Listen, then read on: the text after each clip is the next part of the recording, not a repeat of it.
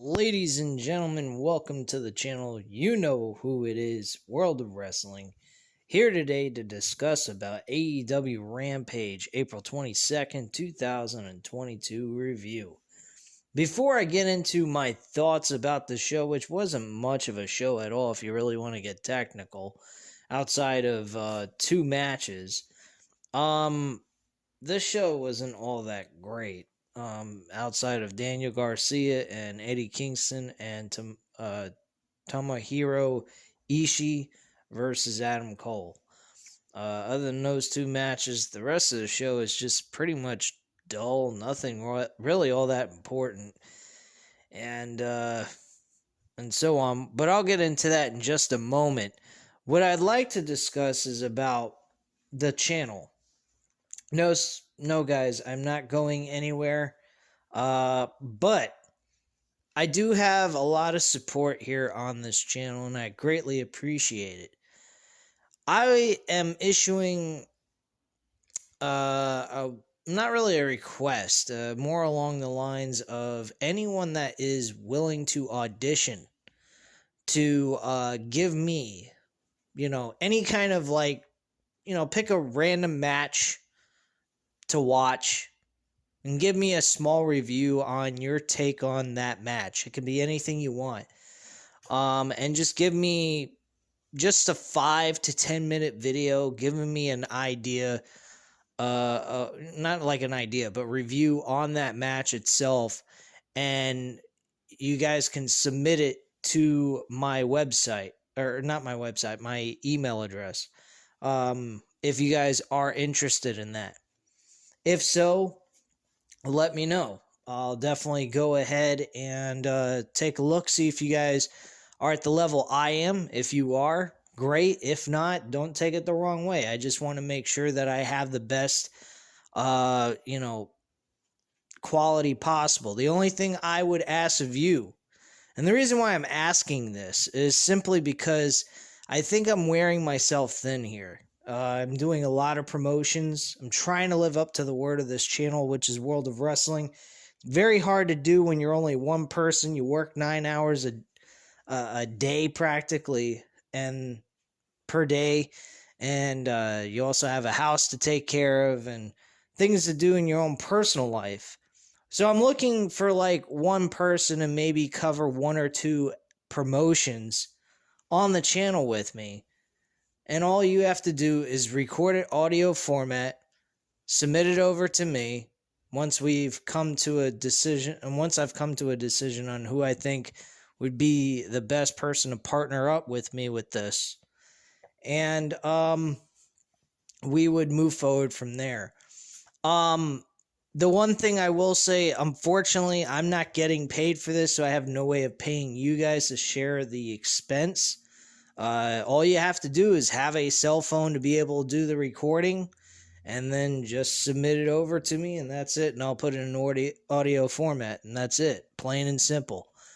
So it's that easy. That's what I do here on my channel. I use my cell phone as a camera. I talk into the microphone, and then I put in audio format for you guys to be able to hear what I have to say, and that's it. You don't have to worry about camera angles or how the lighting is reflecting, none of that stuff. As you guys already know, that's the way I've been doing it for the last 1.5 years or so that's all you guys have to worry about. Just record, talk, and that's it. Submit it over to me, and then I'll do the rest of the editing for you. So that's all you have to do on your end. Very simple, very straightforward, to the point. So if you guys are interested, any of you guys subscribe to the channel, or even newbies, if you guys just came in, you are interested in doing this as a hobby and covering 1 or 2. If you can handle 2, that's fine. I don't want to overwork you. I know this is not specifically your channel, so I don't want to overkill you guys, whoever I choose to do this with. If not, that's fine. I'll try my best to continue to do it on my own. But I'm just kind of feeling like I'm running myself thin here with all these promotions I'm trying to cover at once. Tomorrow, I will be covering Impact Wrestling's Rebellion pay-per-view, and I will be going live for this. So you guys will get to see me live and in person. You guys can communicate, talk with me, and what have you, and I will definitely communicate back with you as always. So I'm going to try that out, see how this Rebellion pay-per-view turns out to be. I unfortunately did not watch the Impact Wrestling episode that took place for the Go Home show for this pay-per-view coming up on Saturday. I was pretty tired. I didn't feel like watching wrestling. I was pretty burnt out. I'm mostly just burnt out from wrestling. Between watching wrestling and doing my job, it's really just tiring me out. I need a break in some, like, take a day or two off from this shit. But that's really my deal with that. And I mean, I totally understand if you guys are not interested. I understand. I know this is just going to be a freebie. Once this channel, if it does get big enough, why, you'll be making money alongside with me. I'm not going to go ahead and steal in any way, steal money from people that have earned it. Definitely not. That's totally unfair and totally fucking ridiculous. But yeah, there is a possibility if both myself and whoever I choose do well with this, we'll end up earning money off of this as well. But at this point, if you are passionate and really just want to do this for fun, by all means, let me know in the comments section down below. I'll go ahead and we'll start communicating. I will delete all email information that I have once I submit it. You just let me know once you have it written down and everything, and then I'll delete it once you let me know that you got it. Otherwise, I don't know how else I would communicate, because I don't want to go ahead and start giving out phone numbers and shit like that. That's just ridiculous. My email address is as far as I'm willing to go anyway to begin with. So all communication will be through email between myself and the person I choose to do this. So good luck to all of you who are interested in this idea. And to the ones that are not and still want to support me, I thank you very much and I appreciate it. So, let's continue on with the Rampage review, though. Bottom line, this show was missable at best. I think about 2 matches are worth going back to watch. Other than that, the rest of the show was a complete fucking bore fest. We have Ishii and Cole kickstarting the show with the Owen Hart tournament qualifying match, and this match was fucking superb. This should have been the freaking closer of the show, not the opener. This was a main event match. I don't know what the fuck that TBS Women's Championship match was, but that was really a fucking boring event. There was nothing entertaining about it. I am just thankful Jade Cargill won that match and retained her damn championship, because Marina Shafir, I'm sorry. I mean, she's trying to apply MMA to this, and it is just not working. I am in total agreement. I've heard JD from New York 206 say this, and I have to agree. I paid very close attention to this main event match, and she makes this match move so fucking slow. It's like watching an old person wrestle, for goodness sakes. I think Ric Flair could move at a faster pace than this. Holy shit, was this fucking terrible match.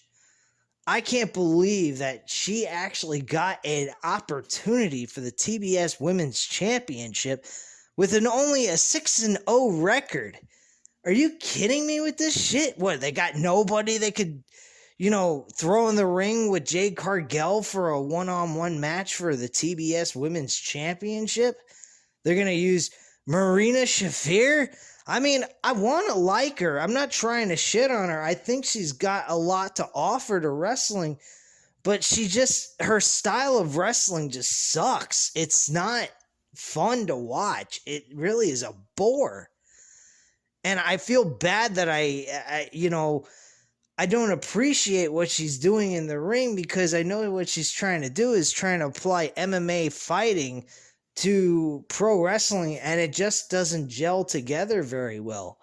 there's a lot of, I guess you could say there's a lot of, it's a mixed bag type of thing, and you have to take it slow. You can't move at full speed, because if you do, you could injure somebody. And not to mention, the people that are really well trained in MMA can't do this with pro wrestlers, because these pro wrestlers have no idea about the training of MMA. They're not trained in this. Maybe they dabble in it. I mean, look at CM Punk. He tried to go from wrestling to MMA. Granted, he did it at a very late stage in his life, but even him trying to do this he looked terrible.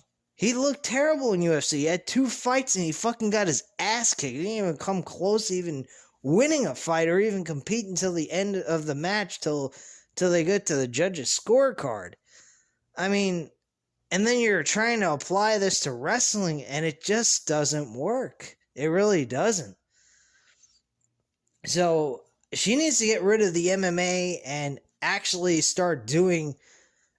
She might want to start getting some training from her husband, because quite frankly, he's probably the best in the business at this point in time when it comes to technical wrestling. He reminds me of Chris Benoit, Bret the Hitman Hart, Kurt Angle, people like that, even Ric Flair even. Those are the kind of guys you want to learn how to wrestle from, and do that in your matches all the time. She did not. She is just trying to do MMA style fighting in a wrestling realm, and it just fucking sucks. I mean, Ronda Rousey hasn't been all that great either. If you really want to get down to it, she hasn't been all that entertaining at all since she's come back from her hiatus from WWE. I don't know how she's been lately since WrestleMania. I haven't watched a single fucking thing of WWE outside of the WrestleMania after the Raw after WrestleMania. So that's all I've watched since WrestleMania has been over.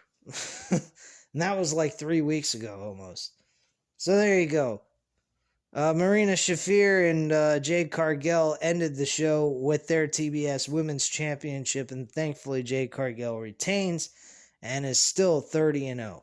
Good for her. She didn't do bad in that match, actually. She was pretty okay, but her dance partner was just fucking trash. Sorry. Sucked. Anyway, let's go back to Adam Cole and Ishii. This was actually a good match. Very good match. One thing I will question about this match, though, is what the fuck was Rocky Romero doing along ringside and standing by where the ramp was? This made absolutely no sense. He wasn't even there to begin with when the match started. The Orange Cassidy came down with Ishii and was down there by the ring as a manager. And then Rocky Romero shows up out of nowhere cheering on Ishii, and he's going crazy and going, yeah, yeah, yeah. And then all of a sudden, Jay Lethal comes out of nowhere, fucking tosses him like he's a load of garbage into a trash can practically, and the referee's distracted. Why is the referee distracted? None of the talent that's in the match actually got attacked, so why would she care? She's got her back turned, and Ishii's getting distracted by Jay White doing an attack on fucking Rocky Romero for some stupid reason. And then Adam Cole low blows him and hits the boom shot and gets the 1, 2, 3, and that's how the match ends. Overall, the match was great, except for the ending was kind of dumb. Like, it made no sense to me why fucking Rocky Romero was there in the first place. So, I have no idea. I just think that was just a lame-ass way to get a distraction from the referee so that they could utilize a low blow on Ishii with Adam Cole connecting with the boom shot afterwards. That's all I thought that was. They could have done so much better than that. I mean, they could have done, some sort of way of a legitimate distraction. Maybe Jay White shows up, he gets on the apron, he starts attracting the referee's attention, and Orange Cassidy comes out of nowhere, grabs Jay White from the leg, pulls him down, he falls to the side apron, and he collapses. And while that's taking place and the referee's back is turned, Adam Cole hits the low blow and hits the boom shot and gets the 1-2-3 at the end. And that's how that whole thing could end right then and there. I would love that. That would have been fine with me. That would have made a little bit more sense. But what they did here made no sense. Rocky Romero being in the mix had made no sense to me at all. That was completely idiotic. But yeah, and then on top of that, with my idea, it actually would have worked because then you could have had Orange Cassidy and Jay White. Who wouldn't want to see a match with Orange Cassidy and Jay White? I think that would go over well with the fans for a Dynamite episode. Yeah, Matthew, I'm not going to say it's going to be for a pay-per-view for Double or Nothing, all right? my friend Matt87 Eagle thinks that I think every match belongs on Double or Nothing coming up on May 29th. No, that is not the case. Jay White and Orange Cassidy would be a good Dynamite match, and I wouldn't even say as the main event. I'd say like an opener or a mid portion of the show type of match. But yeah, bottom line, I think that would have been a better idea. This was just kind of a lazy way of doing it. And I don't understand why they did this. I don't know why Rocky Romero had to be there. I'm pretty certain I know for a fact that Rocky Romero has some kind of connection with Ishii in some sort of faction way through New Japan Wrestling. But other than that, I mean, truth of the matter is it should have just never happened to begin with. That's just my thoughts on that.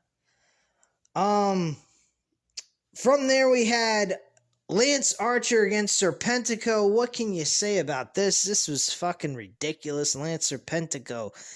Serpentico against Lance Archer was a complete utter joke. This is just a way of getting Lance Archer looking good, where he's going to get ready to lose to fucking Wardlow next Wednesday night. Wow, I'm supposed to be impressed. You want to know something? There are quite a few talent in AEW that's not being utilized correctly.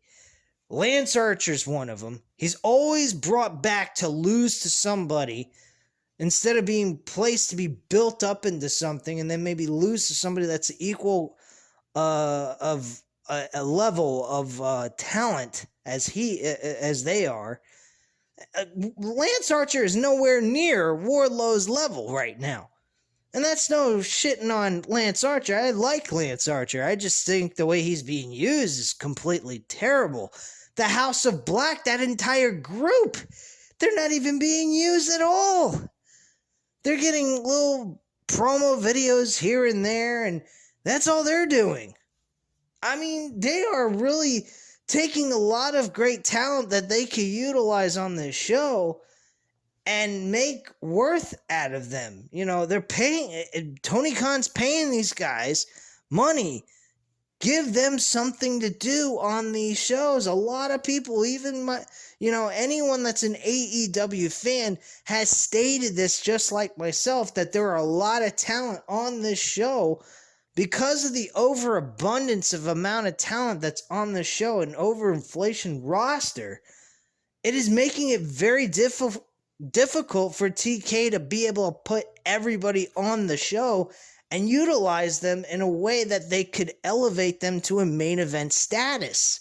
And that's what people want to see. They want to see a lot of these guys main event status level, or at least a strong mid-card performer for the time being until there's an availability for them to move up to the main roster anyway. And I am really, really starting to see that. I mean, Malachi Black has not been, let's be honest, guys. Malachi Black has not been the same since he lost to fucking Cody Rhodes. That second match, I think it was the second or third, it was the third match, I believe, and he lost to fucking Cody Rhodes. Why the hell did they even have to do a second or third match? Could have just ended with the first match, been done with it, maybe revisit it later on down the road at a pay-per-view event and have Malachi Black beat him again senseless and have the whole thing end from there. I just do not understand the logic. And a lot of what Cody Rhodes did during his time on his way out, they kept flip-flopping. One minute they're going to push him to be a champion with a TNT title, and then the next minute they drop the title to Sammy Guevara. Sammy Guevara has no business even being a fucking 3-time TNT champion. He should be a 1-time TNT champion. That title should not have left his hands, his possession. He should have been the TNT champion all the way up to now. And instead he's had 3 reigns in less than, I think, 6 months. I mean, this is getting a little ridiculous with the TNT title, guys. I mean, I know I haven't said much about it or anything, but I think it's time for me to start saying some of the flaws that AEW are doing. Now, granted, they're way better than WWE, but let's be honest, WWE doesn't really set the bar all that high. So I think a fucking flaming dog turd would be more entertaining than WWE at this point, okay? I mean, I think anybody would find more interest paint drying on a wall. I mean, this company, WWE, is the reason why I don't cover it on this channel anymore, except for maybe their pay-per-views. And if their pay-per-views continue to be shit with pay-per-views month to month, I may not even watch them at all. Except for their old shit, and that's going to be on my own free time. I'm not going to cover that shit on here on the channel. Like, we all know what's happened in the past. All you got to do is look it up on the internet, and you'll find out the damn results. So what's the point in doing that shit on a week-to-week basis? And I was doing that for a little while, and then I just kind of was like, I don't want to do this anymore. So I've done that, I've ran it, and I did it for a little while, and I don't do it anymore. The only thing I do that's retro review is like pay-per-view of the week series that I've started for the last 8 weeks. But other than that, guys, I mean, I'm not going to sit here and do week-to-week shows on fucking WWE. There's no chance in hell. And don't get me wrong, just because I'm criticizing AEW and saying that there's certain things that they're doing, I'm not liking what they're doing, doesn't mean they're a terrible company or they don't know how to book a show. They know how to book a show very well. They've proven it time after time. It's just the fact that we're sitting here, we're watching Sammy Guevara become a 3-time TNT champion when he only needed to be a 1-time TNT champion. Scorpio Sky didn't need to win that title, because if that was the case, why the fuck did he give the damn title back to Sammy Guevara in the first place? This doesn't make any sense. That's why I'm saying Sammy Guevara should have been a 1-time TNT champion. Still should be the reigning TNT champion throughout that one reign. That's it. Plain and simple. Anyway, let's move on from all the TNT championship talk and the Lance Archers and the fucking Malachi Blacks. Keith Lee, he's another one. He's in this. I mean, it's not a bad storyline, which, by the way, Keith Lee and Isaiah Swerve Strickland were actually on the show doing backstage segment. But he's not being utilized in any major, capacity on Dynamite or Rampage. Here and there, you'll see him perform at Rampage, Keith Lee, for a one-on-one match. I think the tag team match with Swerve Strickland and Keith Lee against Hobbs and Ricky Starks, I think that was last week's Rampage, or I think it might have been on Dynamite. I'm not sure. Oh, yeah, it was last week's Dynamite, I believe it was, or the week before. I'm not quite sure. I lose track of this shit. So much damn wrestling content going on, it's like overkill, But yeah, they got utilized on the show at a small segment. They were talking about how they're gonna get even with Ricky Starks and Will Hobbs, and that this war is not over. They just won the battle. They won a battle, but they haven't lost the war. Or they lost the war. They lost the battle, but they haven't lost the war yet. So that's the whole situation here. This war is going to continue. Maybe they can utilize it as an opener to the Double or Nothing pay-per-view. hopefully that's something they could possibly do. I was thinking that Keith Lee versus Will Hobbs at Double or Nothing would be a good idea to do, as a rivalry between these two behemoths who really work well together. I mean, not too many people are keen on the idea of two major, large guys going at it, two heavyweights going at it, and competing in a one-on-one match. A lot of people prefer the small versus the big guy, which I'm not too fond of that idea at all, because it's not all that believable when it comes to reality. But then again, this is entertainment. This is this is wrestling with a fixed ending and that kind of stuff. So people don't mind it that much since it is orchestrated. I feel different about it. So that's just my thoughts on that. But yeah, I'm a bit concerned about Keith Lee. Keith Lee was brought in thinking that he was going to get a pack to, a fucking jetpack strapped to his back and, push him in a good, strong mid-card portion of the show once he gets started. And he's kind of just, content with where he's at. He seems like he's okay. He's just working with the system, trying to find his way in, and being very patient, which is good. I think that probably is a smart decision on his part, so he doesn't, ruffle any feathers, get anyone really pissed off above him, and make him lose his opportunity of possibly being a strong mid-card or main eventer somewhere down the line. So I think he's probably doing the right thing, but I think Keith Lee deserves a little bit more than that. I mean, Keith Lee has done some amazing things in NXT. He was a great NXT North American champion. He's a very good entertainer. He can do a lot of things that a big man can't do.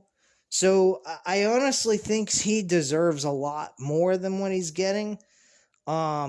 Maybe a really good storyline with a rival to go up against. I think Will Hobbs is that guy. I just don't think they're pushing it hard enough to make it that important. But I do see the potential of a good match between Will Hobbs and Keith Lee. I think they both would gel well together. I think they have good chemistry based on what I saw in that tag team match that they had a week or two ago. I was entertained by it. So I don't have any beef with Will Hobbs versus Keith Lee whatsoever as being a pay-per-view match at Double or Nothing. So that's just my feelings on that. Let me know what you guys think in the comments down below. Anyway, though, enough of my ranting about that. Let's go into Serpentico and Lance Archer. This is basically a quick squash match. Nothing important that took place here, as I already mentioned. We then had Daniel Garcia and Eddie Edwards in a... Eddie Edwards. No, Eddie Kingston. I keep saying Eddie Edwards. I don't know what the fuck I keep saying Eddie Edwards for. I'm getting them damn confused. Eddie Kingston. Sorry. Daniel Garcia and Eddie Kingston one-on-one in a pretty decent co-main event match. I actually thought this was pretty good. And I think the ending was even better, especially the selling of his dislike towards Chris Jericho, which was excellent. Speaking of that, Chris Jericho and the rest of his goon squad was removed from the arena. They were not allowed to show up and have anything to do with Rampage tonight, which was honoring the storyline of what they were trying to tell here in that match. So good job by AEW on that, of course. Not that that would be too hard. It'd be a little weird that they don't honor the stipulation there. But yeah, in most cases, WWE would just go ahead, pretend they're honoring this stipulation, and just have them show up anyway, some way, somehow during the match, and fuck over the face opponent.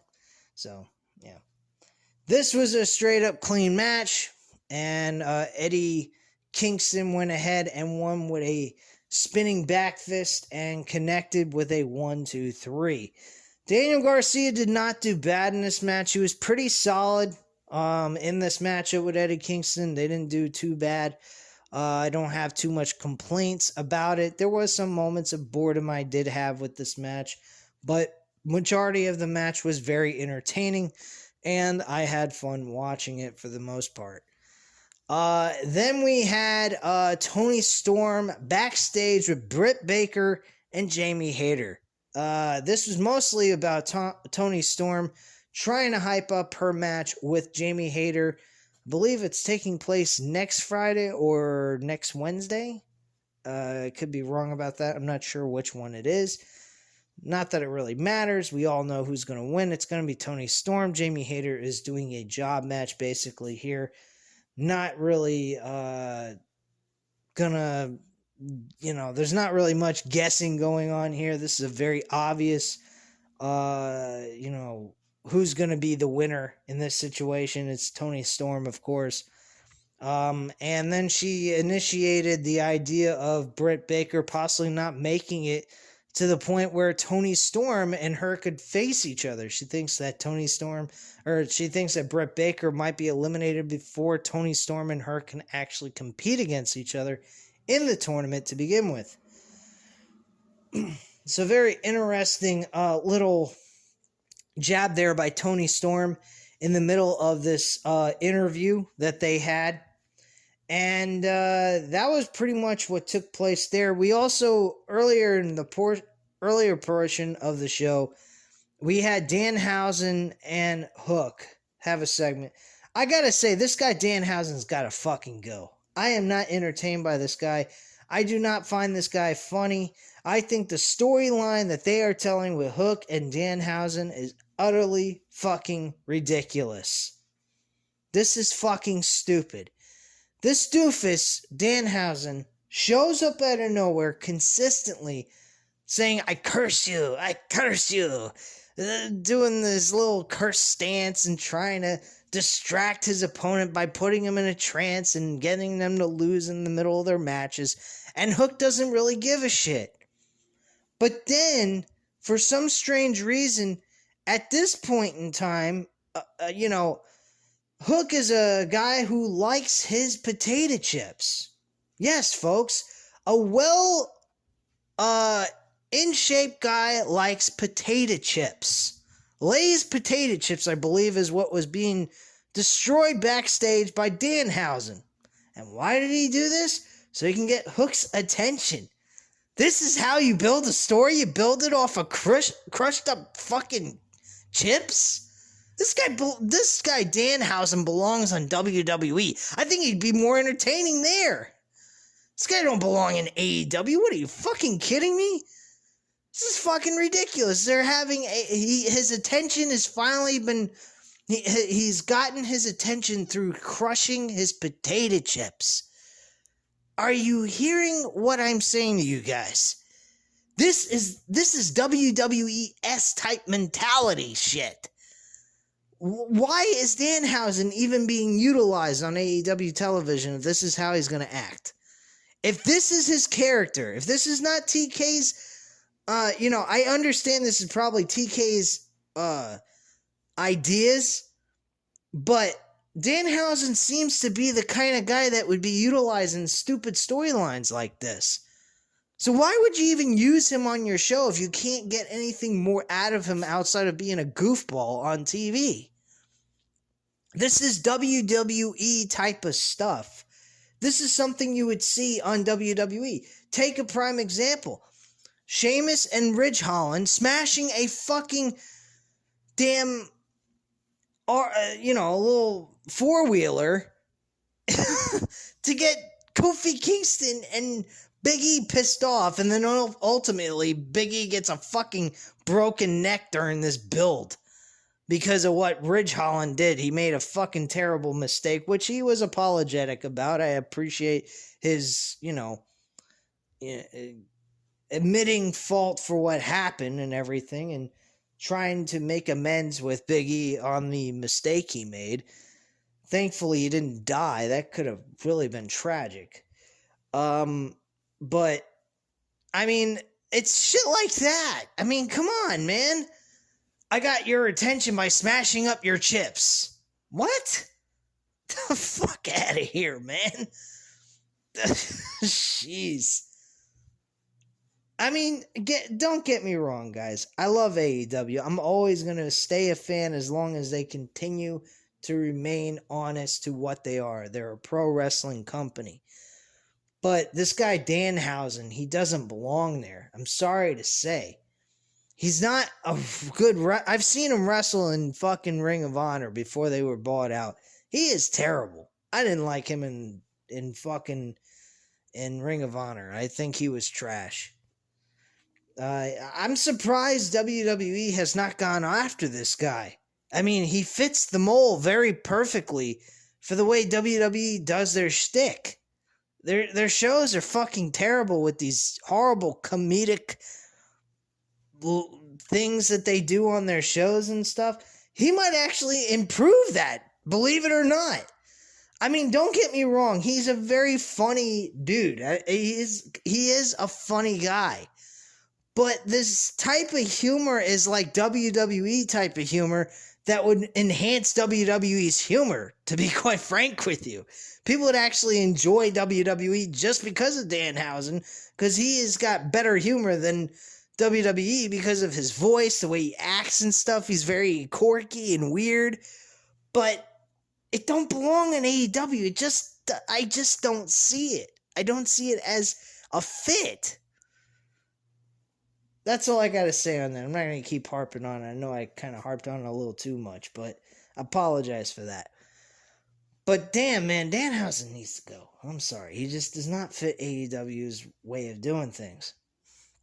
But anyway, let's move on past that. So Hook's now, his attention's been met by the crushing of his chips. Poor lay potato chips for Hook.